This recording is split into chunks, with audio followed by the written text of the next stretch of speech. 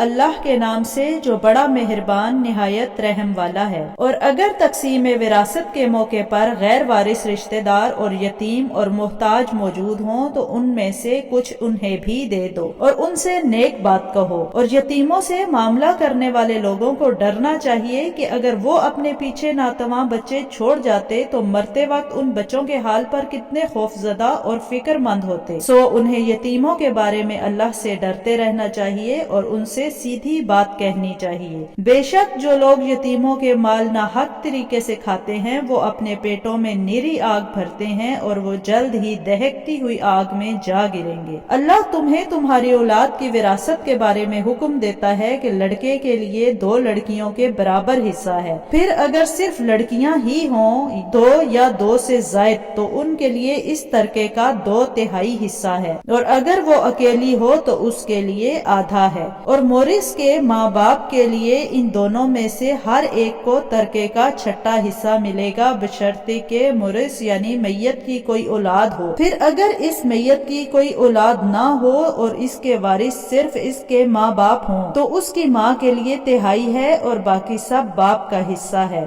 پھر اگر مورث کے بھائی بہن ہوں تو اس کی ماں کے لیے 6واں حصہ ہے۔ یہ تقسیم اس وصیت کے پورا کرنے کے بعد جو اس نے کی ہو یا قرض کی ادائیگی کے بعد ہوگی۔ تمہارے باپ اور تمہارے بیٹے تمہیں معلوم نہیں کہ فائدہ پہنچانے میں ان میں سے کون تمہارے قریب تر ہے۔ یہ تقسیم اللہ کی طرف سے فریضہ یعنی مقرر ہے۔ بے شک اللہ تعالیٰ خوب جاننے والا بڑی حکمت والا ہے۔ اور تمہارے لیے اس مال کا آدھا حصہ ہے جو تمہاری بیویاں چھوڑ جائیں بشرطے کہ ان کی کوئی اولاد نہ ہو۔ پھر اگر ان کی کوئی اولاد ہو تو تمہارے لیے ان کے ترکے سے 1/4 ہے، یہ بھی اس وصیت کے پورا کرنے کے بعد جو انہوں نے کی ہو یا قرض کی ادائیگی کے بعد۔ اور تمہاری بیویوں کا تمہارے چھوڑے ہوئے مال میں سے 1/4 حصہ ہے بشرطے کہ تمہاری کوئی اولاد نہ ہو۔ پھر اگر تمہاری کوئی اولاد ہو تو ان کے لیے تمہارے ترکے میں سے 8واں حصہ ہے۔ تمہاری اس مال کی نسبت کی ہوئی وصیت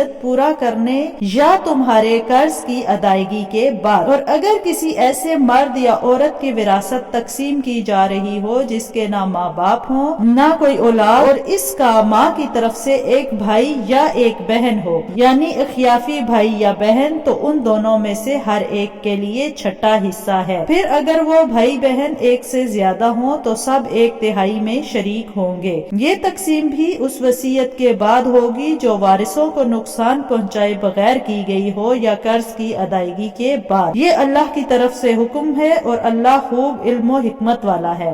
یہ اللہ کی مقرر کردہ حدیں ہیں اور جو کوئی اللہ اور اس کے رسول صلی اللہ علیہ وآلہ وسلم کی فرما برداری کرے اسے وہ بہشتوں میں داخل فرمائے گا جن کے نیچے نہریں رواں ہیں اور ان میں ہمیشہ رہیں گے اور یہ بڑی کامیابی ہے۔ اور جو کوئی اللہ اور اس کے رسول کی نافرمانی کرے اور اس کی حدود سے تجاوز کرے اسے وہ دوزخ میں داخل کرے گا جس میں وہ ہمیشہ رہے گا اور اس کے لیے ذلت انگیز عذاب ہے۔ اور تمہاری عورتوں میں سے جو بدکاری کا ارتکاب کر بیٹھے تو ان پر اپنے لوگوں میں سے 4 مردوں کی گواہی طلب کرو۔ پھر اگر وہ گواہی دے دے تو ان عورتوں کو گھروں میں بند کر دو یہاں تک کہ موت ان کے عرصہ حیات کو پورا کر دے یا اللہ ان کے لیے کوئی راہ یعنی نیا حکم مقرر فرما دے۔